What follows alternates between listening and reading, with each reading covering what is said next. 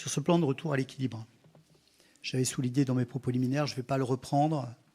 Je trouve dommage qu'on n'ait pas pu en prendre connaissance plus tôt. Mais vous avez donné des explications que je comprends aussi compte tenu de la complexité et de l'ampleur de l'exercice. La position du groupe Gironde Avenir est la suivante.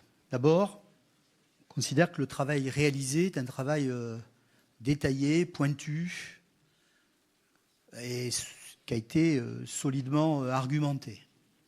Donc je l'ai fait tout à l'heure, remercier le directeur général des services et les services pour la contribution technique à un sujet difficile. Deuxième élément, nous prenons en compte, sur les bancs qui sont les nôtres, la volonté affichée d'aller au-delà, dans le crantage des cités, des préconisations de l'avis de la Chambre régionale des comptes, en redisant qu'il nous semble difficile de le réaliser, mais c'est le choix qui est fait par la majorité que de l'afficher ainsi, donc on le prend en compte. Troisième élément, Président, peut-être le plus important. Vous avez tout à l'heure parlé du BP 2026, qui sera effectivement le moment le plus important pour nous tous. Pourquoi ? Parce que ce plan de retour à l'emploi, il nous est...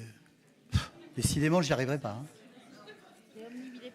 C'est tellement que l'emploi est une question cruciale dans mon territoire, je n'y arrive pas. Donc ce plan de retour à l'équilibre, il nous est largement prescrit comme un exercice imposé, disons les choses, ce qui n'amoindrit pas la qualité du travail des services, mais c'est un exercice imposé. Il va repartir du département vers la Chambre régionale des comptes. Et donc tout commencera à partir du moment où la Chambre aura définitivement adopté tel que c'est, mais je pense qu'il y a eu beaucoup d'échanges contradictoires en amont, j'espère que les choses pourront aboutir favorablement, ou modifier, le cas échéant, à la marge, peut-être encore quelques questions sur ce plan de retour à l'équilibre.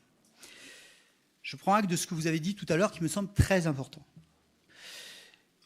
Si nous voulons retisser, parce qu'il y a une forme de bienveillance sur ces bords, de la confiance entre nous, il sera important d'avoir un débat le plus transparent, le plus sincère au moment du BP 2026.